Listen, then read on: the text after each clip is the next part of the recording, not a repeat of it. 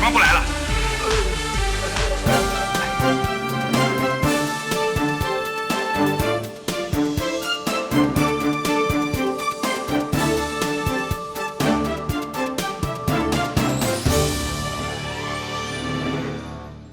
52년 전 한국에 상륙한 전설의 주먹 이소룡의 당산대형.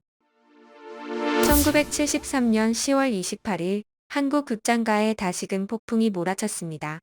그 이름만으로도 전율을 일으키는 사나이 이소룡. 정무문이 먼저 개봉되었지만 사실 당산대형이야말로 그의 첫 주연작이었습니다.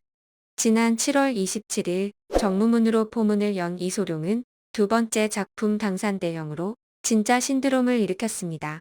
그때 한국은 무술 영화의 열풍 속에 있었고 그 중심 이소룡의 등장은 그야말로 충격 그 자체. 이소룡 신드롬이라는 말이 생길 정도로 그의 존재는 하나의 문화 현상이었습니다. 당시엔 신문 광고가 영화 홍보의 핵심이었습니다. 1973년 8월 29일 당산대형이 한국에서 개봉되기 두 달 전 조선일보에서 당산대형을 비싼 가격에 수입한다는 기사가 나오기도 했습니다. 조선일보 서기 1973년 8월 29일 목요일 연예오락 이소룡 영화 히트의 주연작 3편 또 수입.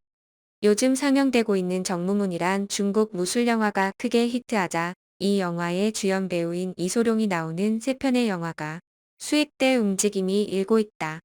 당산대형, 미국명 빅보스, 맹룡과강, 이의 마지막 작품은 6만에서 8만 달러 선에 수입 계약이 끝났고 용쟁 호투가 12만 달러의 로열티로 곧 수입된다는 것.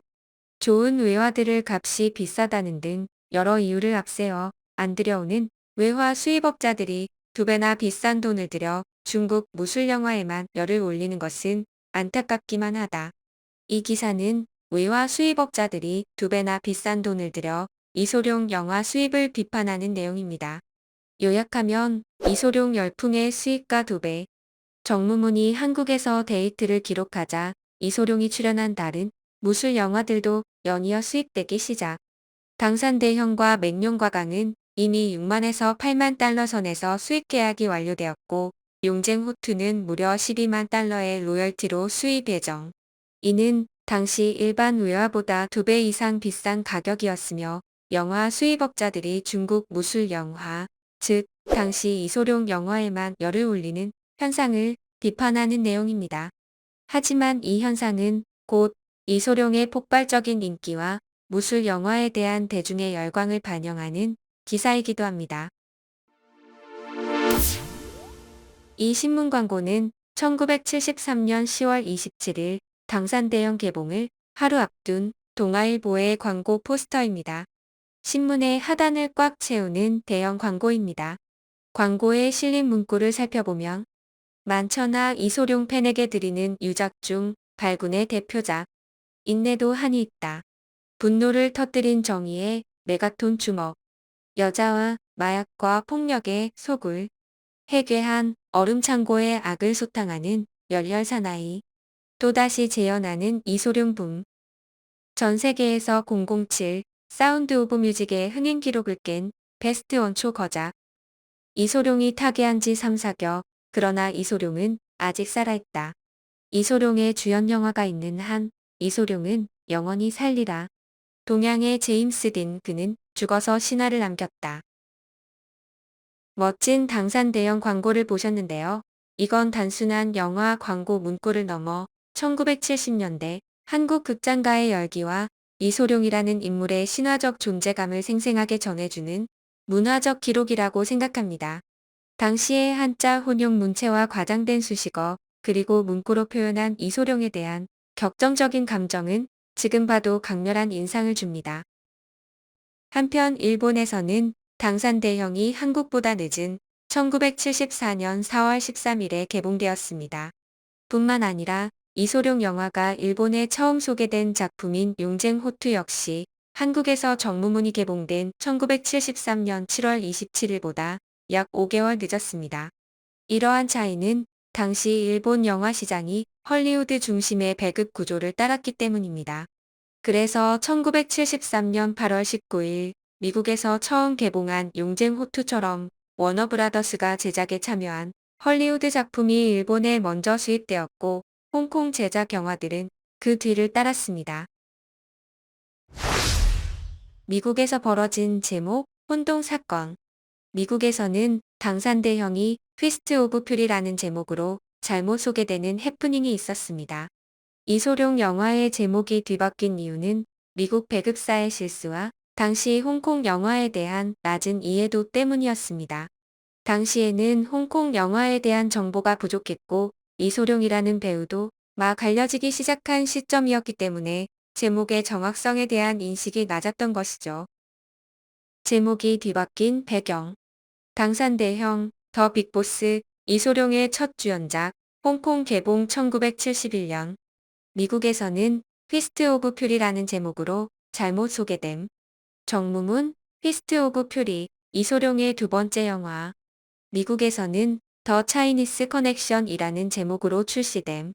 이는 당시 인기 있었던 영화 더 프렌치 커넥션을 패러디한 제목.